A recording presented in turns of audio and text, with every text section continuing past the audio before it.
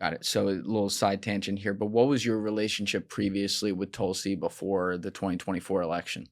So we had some mutual friends from the military, and then obviously mutual friends from politics and similar views. She came out to Washington State and helped campaign with me Mm. in 2022. And then when the Ukraine war was kicking off, her and I were kind of like on Tucker's show all the time. So Tucker introduced us, but at the same time, she had just gotten back from a deployment to the Horn of Africa, where she was embedded with Special Forces. So she was actually with a Special Forces group and a couple guys I knew that connected us as well. In the Horn of Africa.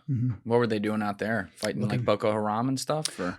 Over on the other side, so Al Shabaab and the ISIS affiliate out there. Yeah, it's a nasty fight over there that gets ignored a lot. Yeah, it's actually probably America's longest ongoing wars in Mogadishu. In Mogadishu. In Somalia. Wow. Yeah. That's wild. So anyway, you're effectively in as chief of staff at least while the administration is starting to ramp up. But right at the beginning, essentially what I'm hearing from you is that this was already a conversation like what's happening with Iran? Are we doing something? What's Israel doing with them? And it culminates at the time in what was the 12-day war in June, where we ended up going in and bombing the Fordo facilities.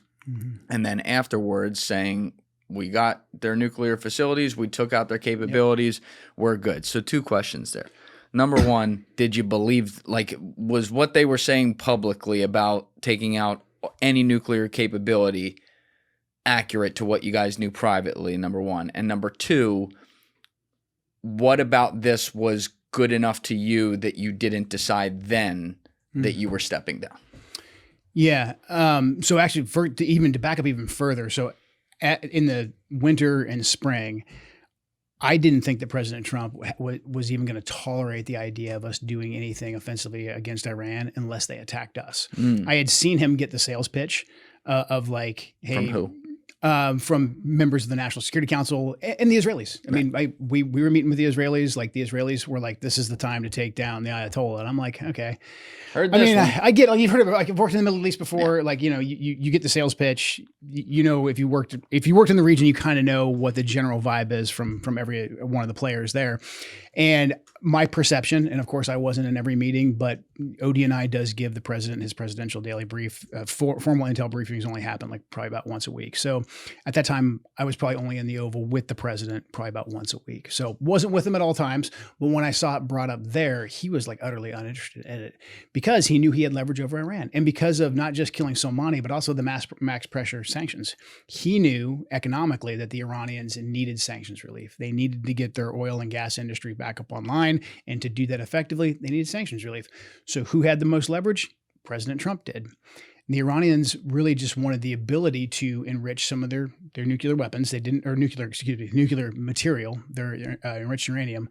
They had a prohibition on developing a nuclear weapon that had held since 2003. And so whenever I bring this up, people will say, well, that's an Iranian religious decree. Do you trust Iranian Shia fatwas? I'm like, no, I don't, but I trust things that I can observe over time.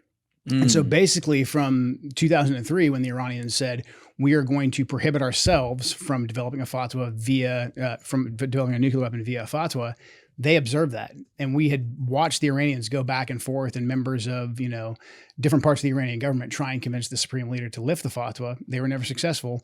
Iran basically had this nuclear policy where they would be a breakout state, where they would have the ability to enrich uranium, so that if they wanted to, they could break out and develop a nuclear weapon. So they would basically always be somewhere between several months to a year plus from developing a nuclear weapon. They said, and they still say, that they would never surrender their ability to enrich uranium. Now, that worked out just fine with what President Trump's stated policy and what he basically still says to this day. He says Iran can never have a nuclear weapon. Well, under the previous Ayatollah, their policy was Iran can never have a nuclear weapon either. And so that got them to the negotiating table.